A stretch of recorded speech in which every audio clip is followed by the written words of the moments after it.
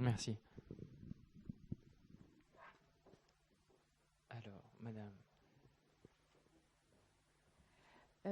Oui. Quels sont les facteurs qui ont permis de faire régresser la violence, comme vous l'avez énoncé, en dehors de Louis XVI, XIV Est-ce que c'est plutôt de la répression, de la prévention, enfin tout un global? Qu'est-ce qui permet, qu'est-ce qu'on a pu mettre en évidence? Et notamment parce que vous disiez qu'elle avait régressé dans les pays développés, donc dans les pays qui ne seraient pas développés mais en voie de développement, qu'est-ce qui peut marcher?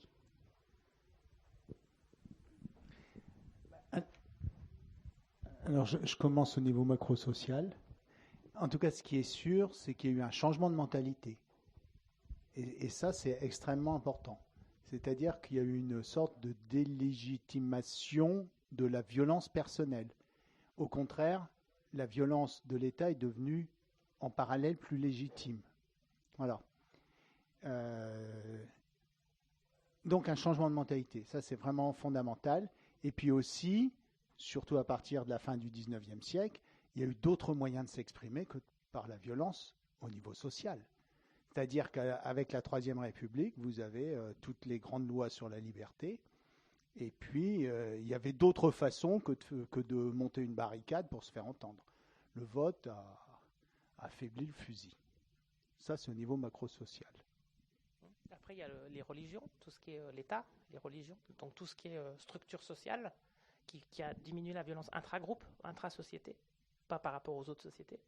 Et du coup, ça, c'est très fort. Et là, par exemple, Franz de Waal, qui est un primatologue célèbre, lui, il a fait son bouquin, je ne sais pas si vous avez vu, Dieu, Bonobo et moi. Lui, il dit justement que l'origine de notre morale, donc elle s'ancre justement sur ces compétences précoces du bébé, et que c'est pas à partir de là que les humains ont pu élaborer des règles, notre sens moral, et créer donc du coup des religions, des choses comme ça, pour du coup essayer de faire accepter, d'intérioriser ces règles sociales qui permettent à des grands groupes de vivre ensemble sans passer par la violence, et que du coup il y a des règles qui s'installent de façon interne. Si vous êtes intéressé sur les rapports justement entre les deux, il faut lire ce bouquin qui est génial, il s'appelle Le Bonobo, Dieu et moi, ou un truc comme ça, de Franz de Waal. Comment ? Oui, c'est pour ça. C'est tout son. Justement, en quoi, justement, et pourquoi les chimpanzés n'ont pas inventé des religions? Quelles sont justement ces différences-là? Voilà. C'est vrai que la gestion de la violence chez le bonobo est spécifique, et très différente du chimpanzé, typiquement. Tout à l'heure, on a déjà abordé le cyberharcèlement, qui est, on va dire, une violence très moderne. Il faut quand même savoir que on apprend aux enfants maintenant, normalement, vos enfants en CM2, ils doivent passer un petit diplôme qui s'appelle le brevet Internet, qui est obligatoire et qui, par le biais de petites vidéos qui sont très très bien expliquées, les CD sont donnés gratuitement aux enseignants, et donc il y a toute une formation pour apprendre aux enfants à se déplacer sur Internet comme on se déplace dans la rue. Il y a un parallèle qui est fait comme dans la rue et sur Internet, ne pas donner son identité à n'importe qui, reconnaître ce que c'est qu'un ami, parce que maintenant, avec le qualificatif d'ami dans les sites, notamment les réseaux sociaux, les enfants perdent un petit peu le repère, etc.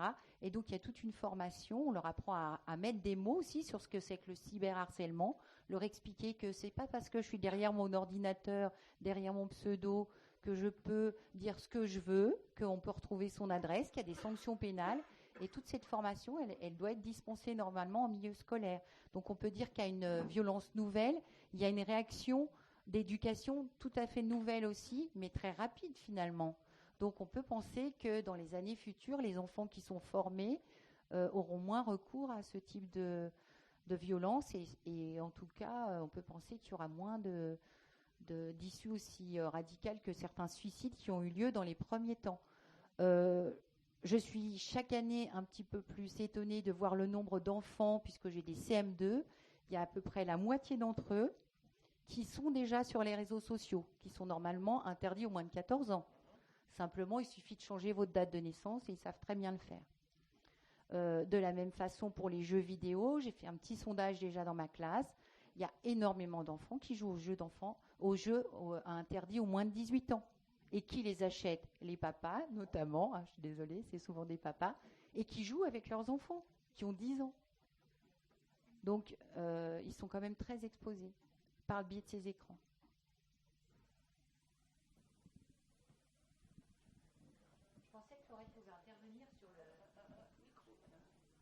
Je pensais que Laurette pourrait intervenir sur la notion qui m'a un petit peu surprise. Nous serions des pays évolués où il y aurait moins de violence. Donc je pense que ça serait intéressant que Laurette intervienne sur la culture de paix dans les pays dits moins évolués. Alors, pas du tout. Sur les pays sous-développés, c'est une notion qui est un peu qui prête à confusion. Sur l'éducation à la paix, par exemple, qui répond à un besoin exprimé par l'ONU d'instaurer une culture de la paix face aux cultures de guerre qui prédominent dans le monde, puisque en ce moment, il y a 11 pays seulement qui ne sont pas en guerre.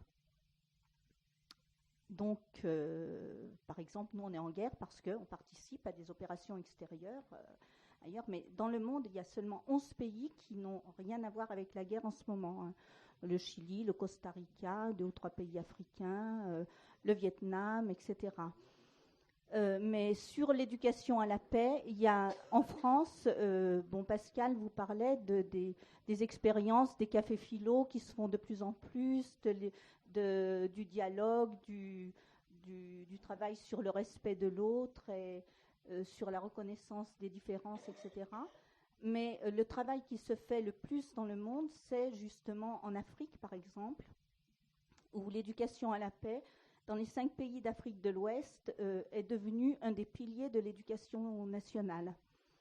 Il y a aussi au Rwanda, ou dans la région des Grands Lacs, il y a un tas de choses qui se sont faites avec les anciens belligérants, par exemple par le biais du sport, avec des agences de l'ONU qui organisent des matchs entre anciens belligérants ou des marches de la paix ou des courses de la paix, avec toujours pour favoriser le dialogue entre les populations anciennement belligérantes.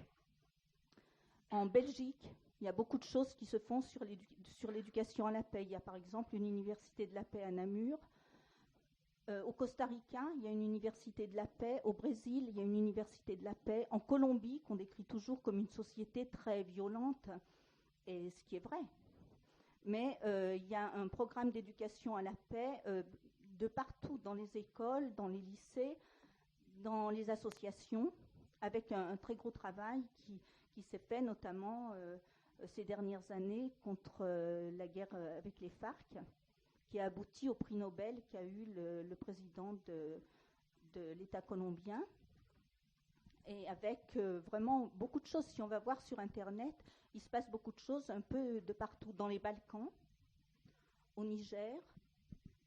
Enfin, les champions du monde, c'est quand même l'Afrique, avec le Sénégal en tête de pont. Voilà. Et avec vraiment des expériences dans les classes qui sont très intéressantes et qui favorisent le dialogue. Et on se demande, nous, pourquoi en France c'est guère possible. On n'est pas du tout dans ce truc-là, quoi. Ça tient de la volonté individuelle quand on fait quelque chose. À partir de littérature jeunesse, par exemple, on peut aborder des sujets très intéressants, mais dans les programmes, le mot éducation à la paix n'existe plus depuis 2008.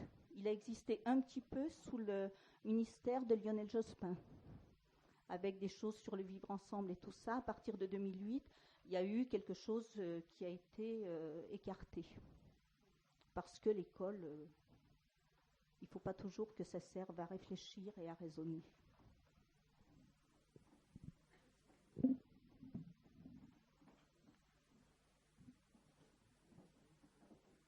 On a 2 questions. Bonsoir. Bon, j'avais une question à poser tout à l'heure en sorte de plaisanterie. Vous avez dit que les professeurs étaient beaucoup moins violents, entre guillemets, contre les élèves qu'ils le furent ou qu'ils aient pu l'être. il y a plusieurs choses sur l'enseignement qui montent à ma pensée. C'est tout de même, si tout se passe bien, la deuxième structure que fréquente un enfant jusqu'à 16 ans, journellement, enfin quotidiennement, c'est-à-dire sa famille, et puis l'école. Après, il peut y avoir d'autres choses. Il est certain qu'il y a une écoute qui a évolué depuis, je ne sais pas combien d'années, madame saura nous le dire, qui permet aux enfants à l'école de s'exprimer. On leur dit, si quelque chose vous dérange, vous êtes des individus intègres, vous avez le droit de vous exprimer. Je pense que ça a dû aider un certain nombre d'enfants à dénoncer des pratiques pédophiles, ou quelles qu'elles soient, qui doivent encombrer les tribunaux, c'est certain. Donc ça, c'était savoir par madame si c'était une réalité dans son métier. Et puis ensuite, souvent j'ai entendu par des enfants d'amis ou un peu de l'enseignement ou de l'ayant entendu, que, alors après ça se passe plus tard, sur les grandes classes, un certain nombre de professeurs leur disent « Ah, mais nous on était plus intelligents à votre âge, vous êtes bons à rien, vous savez plus travailler, c'est pas comme ça qu'il faut faire. » Bon, à l'adolescence, c'est pas forcément un truc qui les aide à bien aller. Et certainement que l'éducation a changé, les modes de fonctionnement de l'esprit changent pour faire des personnes, malheureuses, mais des personnes qui vont mieux correspondre aux métiers qui vont être demandés dans l'avenir. Leur façon de penser va être un peu différente. On aura, les calculs n'existent plus, il y a les calculettes, enfin, un tas de nombre de choses comme ça. Je voudrais voir si c'est une réalité auprès des professeurs qui sont là et auprès de monsieur le magistrat à propos de la quantité. C'est certain, vous devez avoir de plus en plus de travail. Vous avez dit que la criminalité, enfin tout au moins les crimes diminuaient, mais il y a tout de même d'autres crimes. Est-ce que vous avez vu un changement au cours de votre carrière et comment est-ce que vous pourriez l'exprimer? Sur cette dernière question, j'interviendrai uniquement sur celle-là, parce que je renverrai aux enseignants une réponse à la première. Il est évident que le nombre de magistrats n'augmente pas, ou très peu. Il est vrai aussi que la population, elle, augmente, que les problèmes auxquels est confrontée aujourd'hui la justice vont croissant à cause d'une délinquance beaucoup plus diversifiée qu'elle l'était auparavant. Vous citiez le problème et la question des agressions sexuelles. C'était au début de ma carrière un peu le tabou et le silence. Les agressions sexuelles des enseignants, on n'en voyait pas. Je ne parle pas de l'Église dans ce domaine.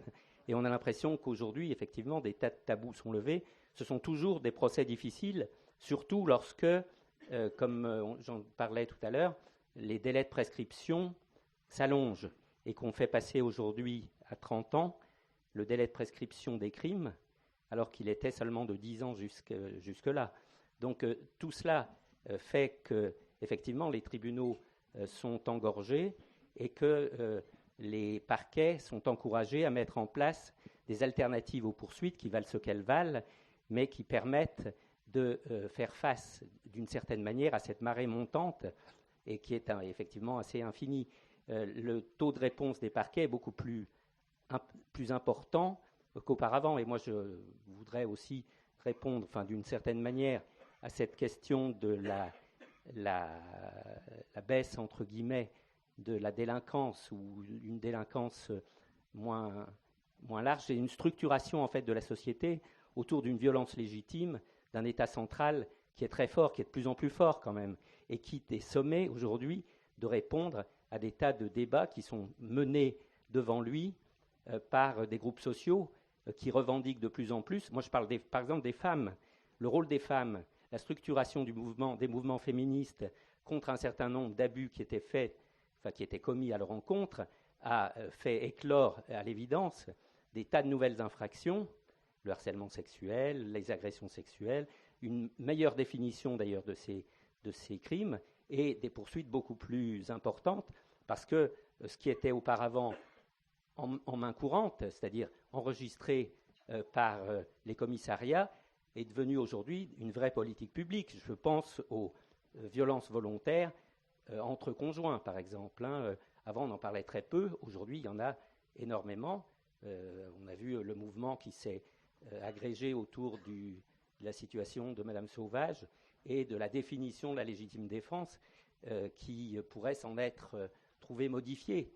On tire dans le dos, mais ça serait quand même une certaine forme, plaide certains, de légitime défense qui va à l'encontre de l'immédiateté, la proportionnalité et la menace imminente pour, en l'espèce, c'est Madame Sauvage.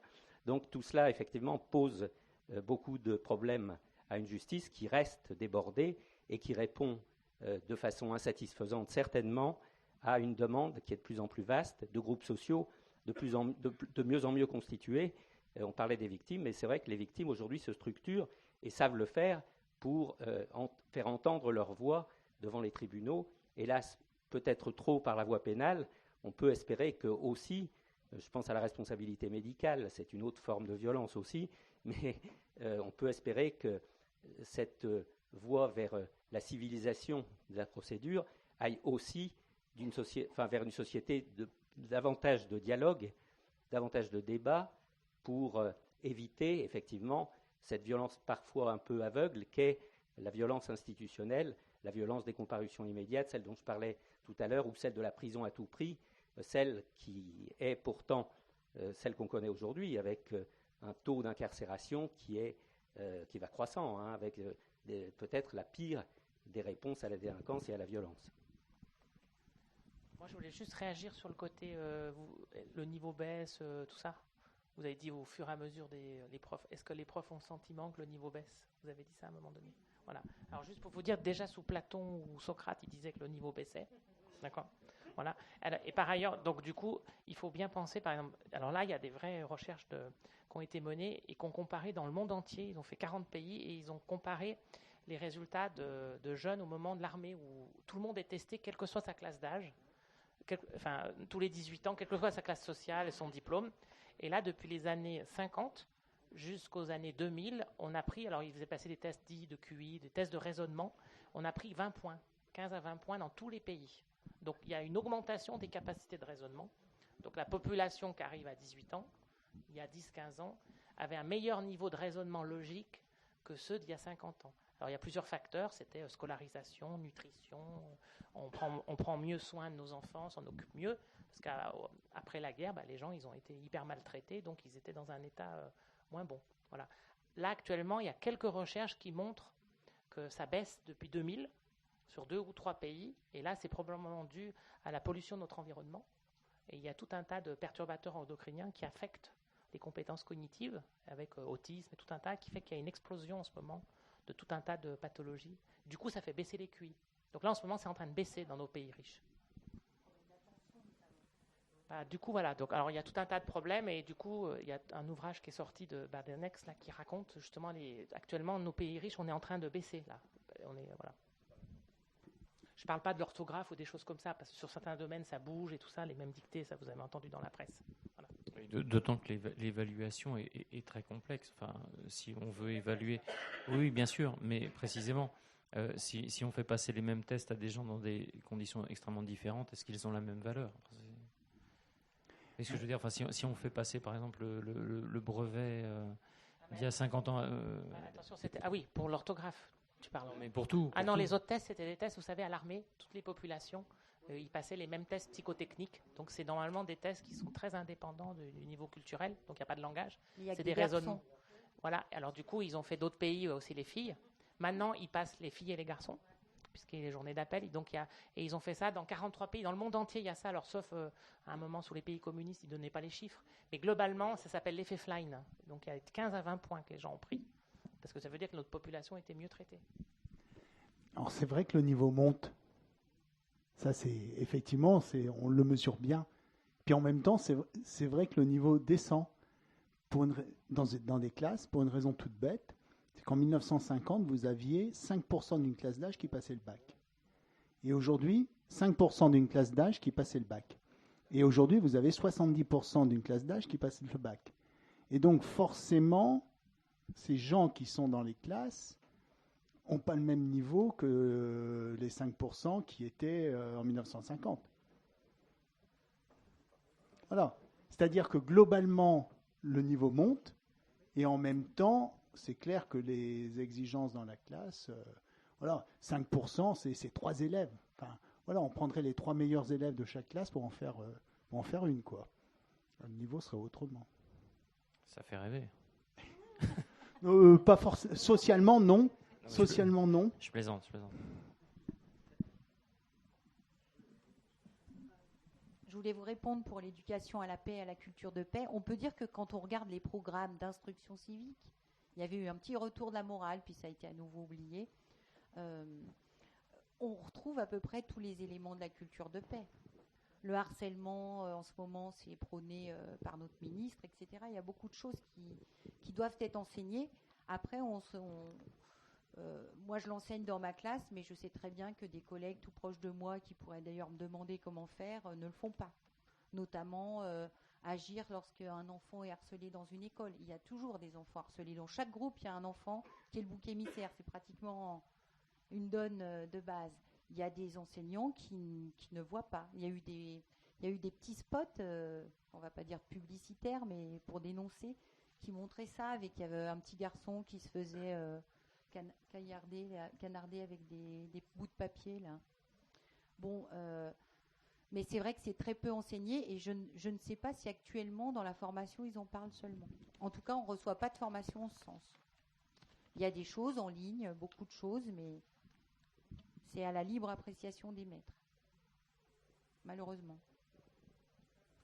Monsieur Oui, au niveau éducatif aussi. Moi, j'avais vu un reportage qui m'avait bien intéressé sur un collège aux États-Unis, mais dans des quartiers très difficiles, c'était le Bronx ou équivalent, où il y avait une violence verbale et dans les rapports entre les enfants et les enseignants qui était terrible. Et ils avaient pratiqué une expérience à base de méditation.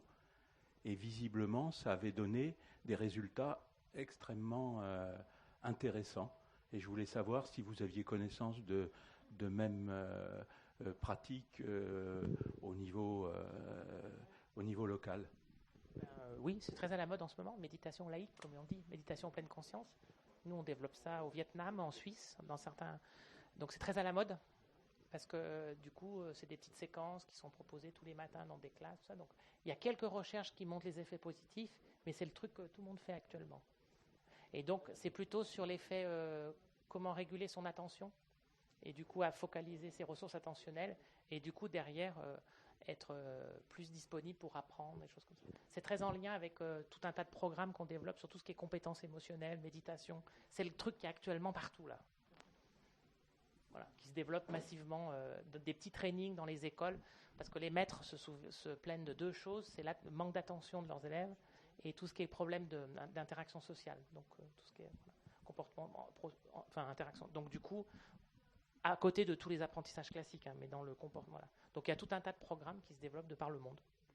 Donc on teste ça actuellement dans la région. À l'éducation nationale aussi ?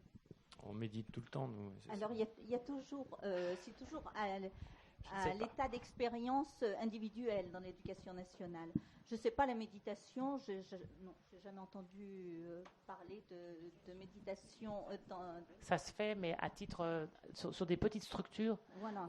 Quand je dis que nous, on le fait, ça veut dire qu'on lance la quincaillerie expérimentale, c'est-à-dire des groupes contrôle, des gens qui le font, des gens qui ne le font pas, des gens qui font un autre entraînement.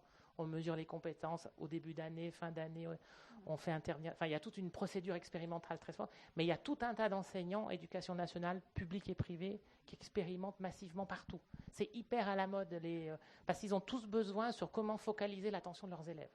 Déjà, leurs élèves, ils dorment moins qu'avant, donc du coup, ils sont plus fatigués. Donc, ils essayent de trouver tout un tas d'astuces, et ça fait partie des astuces. Il y en a qui font le yoga, il y en a qui font...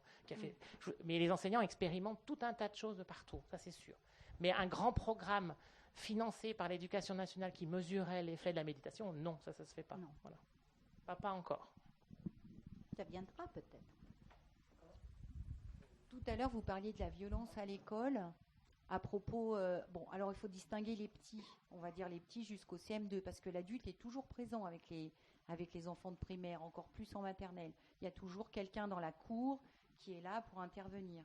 Ensuite, c'est vrai que le retour que j'ai des élèves, c'est qu'au collège, la présence des adultes est moindre. Il y a de moins en moins de pions, qu'on appelle maintenant les surveillants. Et du coup, il y a une sorte de liberté qui fait qu'il y a un petit peu un retour à la loi de la jungle. Mais la remarque qui est faite quand même, c'est que si on a appris aux enfants à repérer les situations de violence et à leur dire à qui il faut aller voir, parce qu'il y a quand même des CPE, etc., ils arrivent quand même à mieux se défendre, à reconnaître les situations de raquette. Parce que souvent, les enfants, quand ils sont raquettés, ils ne savent pas mettre un mot. Parce qu'un jour, c'est un chewing-gum, le lendemain, c'est la pièce de 5, et ils ne savent pas trop ce qu'il faut faire. Donc, si on leur a quand même déjà donné des repères pour identifier la situation dont ils sont victimes, et pour leur dire, toi, en tant que victime, tu as un certain nombre de référents. Moi, j'ai certains élèves qui sont revenus me dire, il se passe ça au collège, mais je ne veux pas être une balance. Comment je fais pour le dire? Je ne veux pas le dire à la CPE parce qu'elle va dire peut-être que c'est moi et je vais avoir des problèmes. Donc, il faut qu'ils aient des référents comme ça éducatifs et quand on enclenche ces choses-là dans les classes, les parents, ils ont écho de ces choses-là et donc ils en parlent aussi. Donc, c'est important. Si on dit à son enfant, si tu rencontres telle situation, il faut que tu en parles. Ça va débloquer la parole plus vite. Donc, la situation s'installe moins. Après, au lycée, moi j'ai enseigné aussi en SECPA, au collège, il y avait énormément de violence, mais c'était une violence différente. Peut-être déjà parce qu'il y avait des modèles sociaux, mais surtout parce qu'ils n'avaient pas les mots pour exprimer les choses. Et c'était souvent ces situations-là qui créaient de la violence.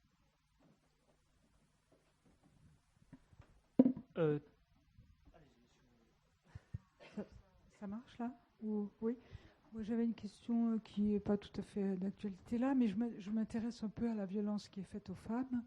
Et donc, j'ai entendu tout à l'heure il me semble avoir entendu que c'était une des violences qui apparemment ne diminue pas, c'est ça? Et j'aimerais savoir ce que les différents corps de métier que vous représentez pensent de ça.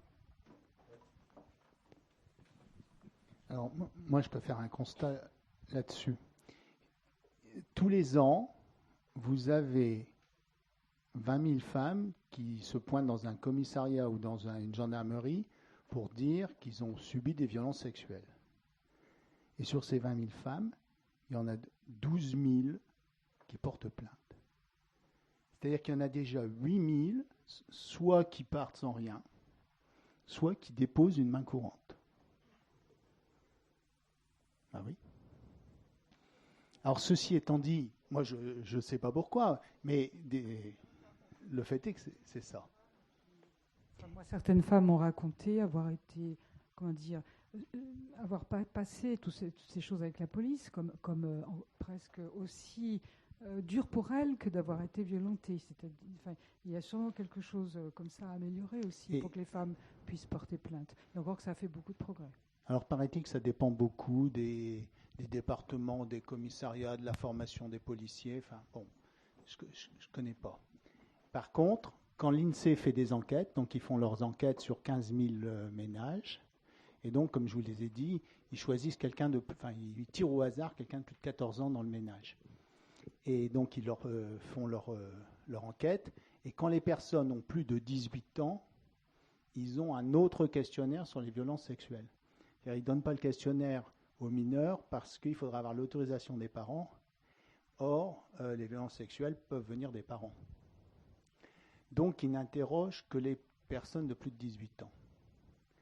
Et quand ils interrogent les personnes de plus de 18 ans, il y a en France 400 000 personnes qui disent qu'ils ont subi des violences sexuelles. En France, tous les ans. Et sur ces 400 000, il y en a 350 000 femmes. Et les 50 000 hommes qui restent, ils ont subi des violences sexuelles. Enfin, ils disent principalement venant des hommes. Voilà, donc ce sont les hommes qui... Voilà. Et quand on fait en fait des enquêtes de victimation comme ça, et en fait on les fait chez des femmes qui sont toujours adultes, et on trouve grosso modo aux alentours de 70 000 viols par an, viols ou tentatives de viol par an, ce qui est colossal. Et il y a plusieurs enquêtes qui sont faites comme ça. Et là, il y a par exemple l'INED, l'Institut national des études démographiques, vient de faire une enquête. Et eux, ils trouvent un peu moins. Et tout le monde, en fait, toutes les enquêtes trouvent entre 0,3 et 0,5% des femmes qui subissent une agression sexuelle tous les ans. Donc l'idée, ça fait du monde quand même, hein. Donc l'ordre de grandeur, c'est ça, mais on n'interroge que des femmes adultes. Donc, or, en fait, il y a pas mal de viols qui se font sur des mineurs. Et donc, il y a peut-être, vraisemblablement, une centaine de milliers de femmes qui subissent des violences sexuelles tous les ans. Oui, parce que le chiffre, c'est par an, en fait. Ouais. Ce qui veut dire qu'après, ça se cumule dans une vie, donc si on peut rajouter... Ouais. Voilà. Et par contre, alors, depuis 2007, on fait une enquête, enfin, l'INSEE fait la même enquête, et donc on voit que le nombre de déclarations augmente. Alors, cette enquête, elle peut être aussi, elle n'est pas sûre à 100%. Je veux dire, quand on questionne quelqu'un, alors déjà, quand ils font leur enquête à l'INSEE, cette partie de l'enquête n'est plus faite en face à face. Parce qu'en fait, ils ont remarqué que selon que c'était un homme, une femme, un jeune, un vieux qui faisait remplir le questionnaire, les réponses étaient différentes. Donc, ils donnent un papier aux hommes et aux femmes, et les gens le remplissent et rendent le papier. Donc, enfin, c'est une déclaration des gens, les gens peuvent se tromper, les gens peuvent mentir, voilà. Mais en fait, on a ce type de résultat. Et en fait, on ne sait pas si jamais les choses augmentent ou diminuent, parce qu'on n'a pas, enfin, sur le long terme, parce qu'on n'a pas le suivi. Voilà. Par contre, on sait que c'est important. Je ne sais pas si quelqu'un l'aura dit. Ouais, et le poids culturel est très fort, parce que ces chiffres-là sont très différents d'un pays à l'autre. Quand vous voyez pays nordiques, ils ont en général des statistiques plus positives que les pays du Sud. Juste un mot pour dire que le chiffre noir des agressions sexuelles de façon générale, viol et agressions sexuelles, est énorme. C'est une évidence parce que, pour reprendre le cas de Jacqueline Sauvage, elle a subi une vie d'agression et d'agression sexuelle, de coups, sans jamais porter plainte. Il a fallu qu'elle tue son mari pour que se déchire enfin ce rideau de tabou et de silence.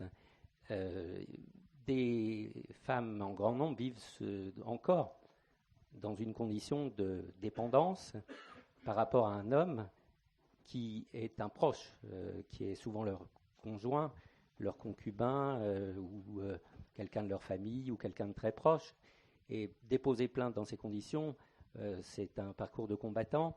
Il faut qu'ils soient associés des structures qui peuvent les accueillir, qui peuvent les libérer à la fois leur parole, mais aussi leur corps d'une emprise qui est terrible. Et donc, on se doute que la justice à elle seule n'est pas en mesure d'apporter, même s'il y a des tas de structures qui se montent, il y en a sur ce département.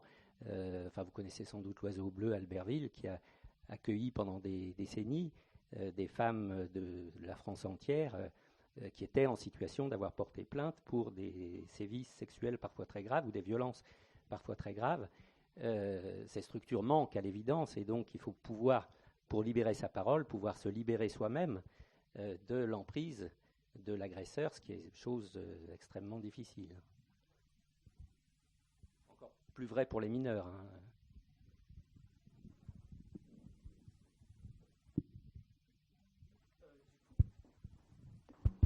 Excusez-moi, le psychiatre n'a rien à dire sur ce sujet là.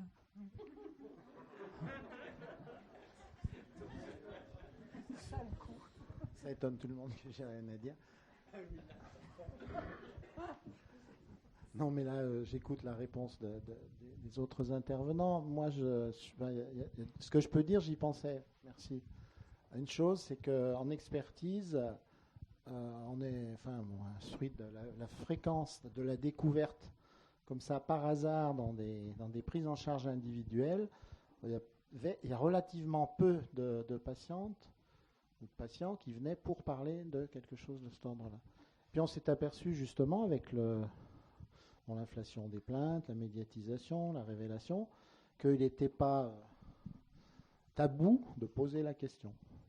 Ce qui fait qu'en expertise, avec les lois depuis 2012, puisque la question de délinquance sexuelle, auteur de violences sexuelles, on est un certain nombre, et puis peut-être ça se généralise, à dire, mais finalement, si on pose la question, parce qu'il ne fallait pas poser la question, de même qu'en psychiatrie, on ne demandait pas à quelqu'un s'il avait des idées suicidaires, en gros, il fallait cautionner tout ça, puis c'est pas facile de poser la question. Alors, dans les enquêtes, c'est bien parce que c'est randomisé, c'est systématisé. Eh ben, on a pris habitude, et je le fais moi-même là, depuis une dizaine d'années, de demander systématiquement aux personnes que je vois m'ont souffert de la justice, avez-vous, parmi d'autres choses, on ne commence pas forcément par là, mais quel que soit le délit commis, quel que soit le crime, dire tout venant. Alors au pénal, il faut savoir que quand même, quand on voit des gens, pour la plupart, ce sont des hommes, parce que la population carcérale est majoritairement masculine. Même là, c'est une chose dont on parle peu, les agressions chez les hommes, mais après, en développant cette idée qu'on peut interroger les femmes, en remontée de traumatisme, c'est assez impressionnant, comme des personnes tout venant, moi ça fait 40 ans là. Avant, il y a des personnes qui avaient un traumatisme, qui en parlaient, qui faisaient les liens. Dès qu'ils venaient voir, ça va avec la culture, pour en parler, même à un médecin dans le secret. Puis c'était même des fois en posant la question, oui, mais c'est pas ça, c'est pas pour ça que je suis là. Alors que maintenant, en interrogeant systématiquement, on confirme que c'est énorme en pourcentage. Alors après, c'est le degré, c'est les circonstances, mais c'est vrai qu'en posant la question systématiquement, finalement, on a des réponses d'ouverture dans un cadre, effectivement, qui est de confiance, qui est pour la personne. C'est pas incongru de poser la question. Si on se met à la poser, ouais, ça fait vraiment des choses qu'on supposait, il n'y aurait pas quelque chose. Mais quand c'est vague, quand il y a quelqu'un, qu'est-ce qui a pu vous arriver, racontez-moi. Les gens ne témoignaient pas directement de ça, d'abord, c'est pas facile. Maintenant, en le faisant systématiquement, oui, ce que j'en pense, c'est que c'est très, très fréquent.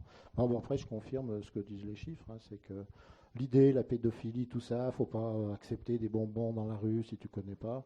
C'est 95% à 98% dans le milieu familial proche. Donc c'était aussi un dégagement d'une espèce d'angélisme aussi répandu d'intention, le danger est dehors, le danger n'est pas dehors, le danger il est là, et c'est d'autant plus difficile. Alors les progrès là, tu parlais, monsieur le juge, de la façon d'interroger les enfants, ça c'est aussi une chose qui est extrêmement importante. C'est que dans l'interrogatoire, dans le questionnement d'un enfant en développement, là, après on a fait les interrogatoires avec des brigades spécialisées, en police, recueil de témoignages, parler de quelque chose avec une médiation d'une poupée, enregistrement vidéo qui est maintenant obligatoire, mais c'est pas pareil que parler avec un adulte qui souffre de quelque chose qu'il a vécu. Pas pareil non plus de se questionner tout de suite, mais pourquoi elle n'a rien dit, comment on a pu accepter. Est-ce qu'il y a aussi ça dans la projection de la personne qui témoigne ? C'est le barrage, l'absence de parole, c'est des choses qui n'ont pas forcément été tues dès le départ, mais elles n'ont pas dépassé le cadre intrafamilial.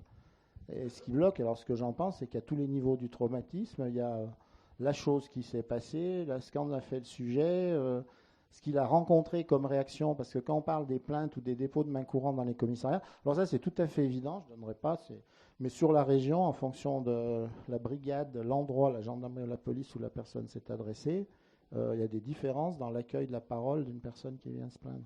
Bon, ça, c'est en justice. Avec l'idée derrière, je porte plainte ou pas, c'est pas parce que je veux pas porter plainte qu'il n'y a rien, mais c'est les conséquences redoutées par la personne qui déjà dépose. Alors, la main courante, c'est souvent, je dis quelque chose, on ne sait jamais si ça se reproduit, je l'aurais déjà dit. Mais ça suppose si ça se reproduit, qu'on continue à être dans la relation avec la personne aussi. Puis il y a ce rejet qui fait que, pourquoi elle est restée, pourquoi on n'a pas dit, la culpabilisation de la victime. Alors voilà, en termes de psychiatre, voilà ce qu'il y a à ajouter, c'est que il ne suffit pas de se désigner, d'être reconnu comme victime, c'est un parcours qui peut durer des années. Se reconnaître comme, s'approprier de choses, la responsabilité et l'impact sur les autres dans une famille. Donc il y a déjà, dans tout ce qui aboutit aux plaintes, c'est déjà énorme. Dans ce qu'on interroge spontanément, c'est fréquent. Et alors là, je ne sais pas qui va répondre. Pourquoi est-ce aussi fréquent, puisque le sujet c'était la violence, et qu'est-ce qu'il y a ? Ah mais le monsieur est parti sur... c'est justement parce que c'est humain que ça paraît pas humain. Qu'est-ce qui fait que c'est aussi fréquent ? En fait, ce n'était pas du tout un délit. Parce que si on remonte au droit romain, le père de famille, le pater familias, il avait droit de vie et de mort sur ses esclaves, sa femme, ses enfants. Donc, il a fallu du temps. Et il y a quelques années, c'était aux assises dans l'Isère. Parmi les jurés, la surprise avait été par une de mes amies qui, là, était jurée. Parce que, pendant les semaines, malgré le secret, parce qu'il y a tellement longtemps, ça ne reconnaîtra pas l'affaire, Parmi ceux-là, il y avait un juré qui a découvert, parce que c'était le jugement de quelqu'un qui pratiquait l'inceste depuis longtemps, lui, c'est pendant qu'il était juré aux assises qu'il a découvert que ah ouais, ben ça c'est ah bon, ça c'est pour ça qu'il est jugé. Ah bon, c'est pas normal. Et c'était voilà, on en était là il y a 15 ans, de se dire qu'au fond, bon, il y a des choses et alors on connaît, est-ce que c'est si grave que ça? Donc la banalisation, c'était pas seulement comme on le pense, faut pas que ça se dise, il faut le garder parmi nous. Il y avait des familles célèbres qu'on entend d'ailleurs dans les études de psychiatrie, des dynasties. Parce que parmi les viols, on pense le viol, bon, c'est souvent un proche, oui. Et puis le viol est souvent incestueux. Ça aussi, c'est la partie dans le viol de quelque chose qui dure. C'est pas un acte isolé avec, c'est dans la durée. Et quelque chose qui se produit dans la durée de la relation, ça modifie en retour le développement de la personne qui est victime. Alors voilà, tout ce qu'il y a sur le plan psychologique, ça serait un sujet en lui-même de toute une soirée. Alors pour la justice, qui ne nous a pas donné la définition de la violence, en termes finalement, et le viol en lui-même, c'est une violence, et quand on parle de violence conjugale ou d'auteur de violence sexuelle, il ne faut pas imaginer des choses sauvages, répétitives, avec coups et blessures et compagnie. C'est maintenant pénaliser toute chose. Alors, c'est pour ça la définition de la justice montre que beaucoup de choses qui sont dans les auteurs de violences sexuelles ne sont pas forcément les choses les plus caractéristiques. C'est pour ça aussi que c'est énorme, le nombre de situations. Plus la situation qui est nouvelle pour les ados, ça vous en avez peut-être entendu parler, on avait le viol individuel d'une personne sur une personne. Et ce qui est là depuis une quinzaine d'années, moi je ne m'occupe pas au CRIAF, je m'occupe d'adultes, je n'ai pas d'ados, mais mes collègues lyonnais qui suivent les adolescents sont les viols collectifs, ce qu'on appelle les tournantes.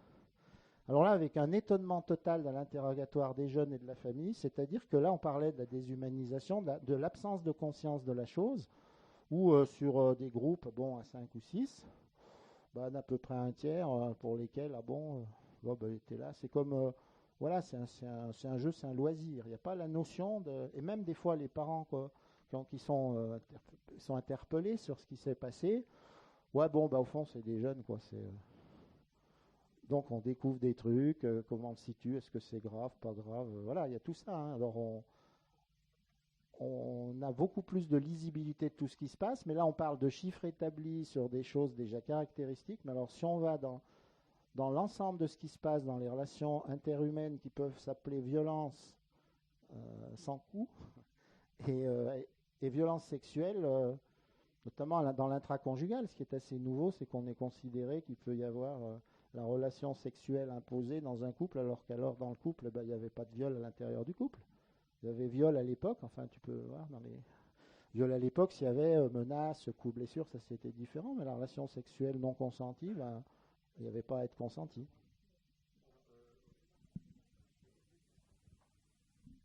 Monsieur vous vouliez poser une question, je crois. Alors je pense que ça va être la dernière, en fait, si je ne dis pas de bêtises, et donc allez-y. Du coup, ma question, c'était, tout à l'heure, vous parliez qu'il y a 500 ans, il y avait moins d'homicides qu'aujourd'hui. Pour autant, en fait, il n'y a jamais eu autant de morts dans les guerres à travers le monde. Il y a eu en fait, j'ai l'impression, enfin, peut-être que je me trompe, mais que la violence s'est transformée, qu'il y a eu, en fait, par exemple, il y a moins de violence physique, mais il y a beaucoup plus de clash, des choses comme ça qui sont entrées dans notre culture, que ça soit sur Internet ou à travers différents styles de musique.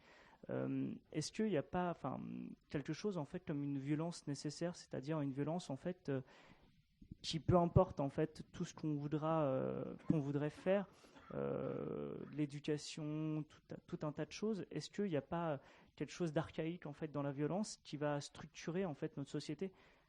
Par exemple, je sais pas, on voit bien qu'il y a une intégration de la violence à travers l'armée, il y a eu les ventes d'armes n'ont jamais été aussi importantes, il y a tout un tas de choses. Est-ce que c'est pas une violence structurelle en fait nécessaire à notre vie en société?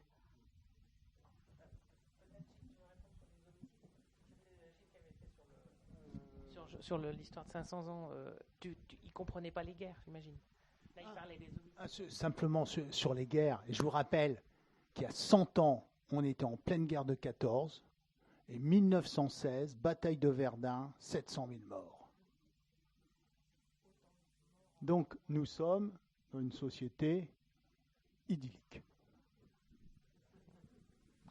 après le côté de... Moi, j'ai peur qu'en disant ça, ça veut dire que, d'abord, ça serait dur à prouver scientifiquement, mais je le crois pas, parce que ça voudrait dire qu'après, ça permet de tout justifier, que du coup, comme on n'y arrive pas, vous voyez, est-ce que vous êtes en train de dire, comme c'est archaïque, on peut rien y faire, donc il faut qu'on fasse avec.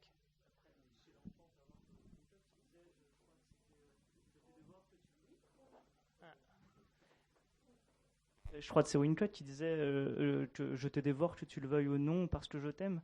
Est-ce qu'il n'y a pas quelque chose, en fait, justement, de cette violence archaïque, de la violence de l'enfant, qui va se répercuter, en fait, dans notre société et qui fait que la violence est nécessaire, en fait, pour la société, par exemple, pour survivre. Quand on voit des gens qui peuvent tuer des milliers d'animaux chaque jour pour manger, ou simplement la violence de se réveiller le matin, il y a tout un tas de violences, en fait, à différents degrés, qui est certainement nécessaire, en fait. Alors c'était peut-être vrai à l'époque où nous on avait des problèmes de survie dans la sélection naturelle, mais après on peut justement dire que tout le travail de notre espèce qui s'est développée, qui a conquis la planète, c'est justement de travailler là-dessus pour éduquer et d'appuyer sur les composantes dont on pense que c'est ça qu'il faut faire pour vivre en société. Mais donc pour moi le gros truc c'est éducation. Alors j'ai juste, puisqu'on a dit que le psychiatre n'en pensait rien, là on pense vraiment quelque chose. Je vous remercie de me poser cette question. Alors il ne faut pas tout mélanger. C'est pas parce que cette hypothèse de violence archaïque, c'était le développement psychodynamique et psychanalytique. Ça ne veut pas dire alors si c'est archaïque, c'est comme ça, il n'y a rien à faire. Mais quel est le devenir? Et là vous parliez au niveau infantile, c'est vrai qu'il y a un développement chez l'enfant. Et que c'est justement, c'est peut-être vers la fin du débat, ce qui est le plus intéressant, c'est qu'est-ce qui fait de passer de cette position où la violence archaïque, indifférenciée, je te mange, tu manges, parce que c'est vrai que le gamin qui mord, c'est pas bien. Mais après, c'est justement l'intégration par le sujet, la liaison de ça dans son développement. C'est que, ce ne sont pas les stades au sens piagétien, c'est justement l'archaïsme de ce qu'on a appelé pulsionnel, tout ça. Comment ça se socialise, comment ça se mélange à un courant libidinal qui rejoint justement ce qu'est l'altruisme, la reconnaissance de l'autre. C'est petit à petit cette position qui, chez un individu au développement classique, sinon normal, se transforme au fil du temps. C'est-à-dire qu'on part de l'archaïque au début, sans du tout contredire la part de bon et de mauvais, parce que ça, c'est un manichéisme totalement dépassé. C'est qu'il y a dans le rapport à l'autre et dans l'évolution des courants, de l'intérêt pour l'autre, de la sexualité, de la socialisation, de la culture, justement, on passe normalement à d'autres stades, où alors là on n'est plus dans l'archaïsme et dans la barbarie, qui parfois fait retour, et c'est vrai, dans certaines circonstances, on voit qu'il peut y avoir émergence de ça, mais ce n'est pas désespérant, c'est que le travail thérapeutique qui a été mené dans les prisons, et ça dans les années 80, c'était pionnier, il se trouve à Vars, à la prison de Vars, par un des premiers, c'était Claude Ballier, qui a créé le premier SMPR, c'est-à-dire le soin aux délinquants en prison, qui est encore la référence de toute la littérature criminologique, même si, effectivement, ce n'est pas la psychanalyse, qui est beaucoup décriée maintenant. Intégré à d'autres courants, c'était comment permettre à un sujet, justement, d'évoluer par rapport à ce stade-là, comment voir ce qui se passait en lui, ce qui réglait, et qu'il y avait d'autres moyens. C'est tout le travail thérapeutique. Ce n'est pas uniquement de la statistique et de l'expérimentation. C'est pour un psychiatre aussi, et pour les collègues qui travaillent en prison, ce n'est pas mon cas, moi, je suis juste en visite. Travailler en milieu carcéral, c'est justement ce qui est liaison des liaisons, et dépasser ces stades-là, comment les organiser. Alors c'est plus que de l'éducatif réflexe, bon comportement, mauvais comportement, c'est tout un travail interne que, il y en a qui peuvent le mener et d'autres pas, mais c'est vraiment là que ça se pose, comme pour que justement on ne soit pas tous, en sortant de là, complètement en prise avec ces pulsions-là. Juste, en ce moment, la PJJ, il y avait le congrès, c'était la semaine dernière ou il y a 2 semaines, donc protection judiciaire de la jeunesse, ils essayent de développer des programmes avec leurs jeunes délinquants radicalisés sur justement donc tout ce qui est travail. Alors on va essayer de développer tout ce qui est entraînement, compétences émotionnelles, à l'empathie, tout ça, pour essayer de justement reconnaître l'autre et essayer de les faire bouger là-dessus. C'est un chantier. Et sur les problèmes de violence au niveau des États, les violences des armées, les violences des guerres, donc il y a énormément de guerres maintenant, même si ça n'est pas des guerres mondiales, il y a beaucoup de guerres intra-étatiques. La guerre a changé un peu de visage. Et quand on parle de vente d'armes, par exemple, ça n'a jamais été aussi fort pour la France. Vous avez entendu régulièrement l'année dernière tous les contrats d'armement qui étaient annoncé mois après mois. Il y avait pour 16 milliards de ventes d'armes de la France en 2015. En 2016, ça a été encore beaucoup plus, à des pays comme Arabie Saoudite, Qatar, Égypte, et j'en passe, et des meilleurs. Donc, il y a ces ventes d'armes qui augmentent, il y a les guerres qui continuent d'augmenter, et il y a surtout, par exemple pour nous, l'armement nucléaire, pour lequel nous faisons une grande campagne pour l'abolition de l'armement nucléaire. Il faut savoir, outre la dangerosité extrême de ces armes, il y a eu, par exemple, une 60aine d'alertes maximales, c'est-à-dire qu'on était à quelques secondes de l'explosion d'une arme nucléaire, soit par accident, soit par mauvaise compréhension d'une consigne, etc. Et cet armement nucléaire coûte extrêmement cher. En France, actuellement, c'est 10 millions d'euros par jour. Et le gouvernement vient de décider de passer, dans les quelques années à venir, à 16 millions d'euros par jour. C'est-à-dire que c'est des sommes énormes. Les budgets militaires dans le monde, c'est 1700 milliards d'euros par an. Et le 20e de cette somme servirait à éradiquer la misère dans le monde, selon l'agence de l'ONU, la FAO. Donc on voit que c'est une autre sorte de violence qui entraîne peut-être aussi des violences au niveau des sociétés qui sont touchées par la misère. Merci. Bon, on va être obligé mais un dernier mot alors, oui. Quand on a bien appris nos cours d'histoire, il y avait quand même la Pax Romana, qui était une période de progrès énorme, parce qu'il n'y a justement pas eu de guerre. Il y avait un gros développement du commerce et de la qualité de vie. Donc moi, je pense que la paix, c'est comme beaucoup de choses. Moi, j'essaye de planter des petites graines de paix dans les têtes. Je pense que ça démarre tout petit, et qu'au lieu de cultiver ces réflexes, j'achète un revolver, j'achète un jeu sur la guerre, on pourrait cultiver d'autres comportements. Merci. Merci. Alors, pour conclure, on peut vous conseiller une lecture. Alors, achetez-le, volez-le, empruntez-le. Alors, si vous voulez tout savoir sur les enfants, leur empathie, leur rivalité, vous avez La vie secrète des enfants, écrit par mon voisin, chez Odile Jacob. Donc, merci d'être venu. Alors, pour le prochain café sera en fait un ciné-science. On va faire dans le trash, puisque ça va être sur le traitement des déchets, en principe. Donc, on n'a pas encore exactement le film. Voilà, donc on aura le plaisir, j'espère, de vous retrouver. Et la date. Ouais, la date. La date. Quelqu'un connaît la date? 17 février. À la louche. Ouais, c'est ça, 17 février. À l'Astrée, pardon. Pas à la louche, à l'Astrée. Voilà, donc c'est au cinéma l'Astrée. Ah, c'est le 16. Alors c'est en fait c'est un jeudi, de toute façon. Donc le jeudi 16 à l'Astrée, au cinéma l'Astrée. Voilà, on espère vous revoir. Merci. Et si jamais vous voulez laisser votre adresse pour qu'on vous envoie des mails, c'est ça? Vous allez voir le monsieur là-bas.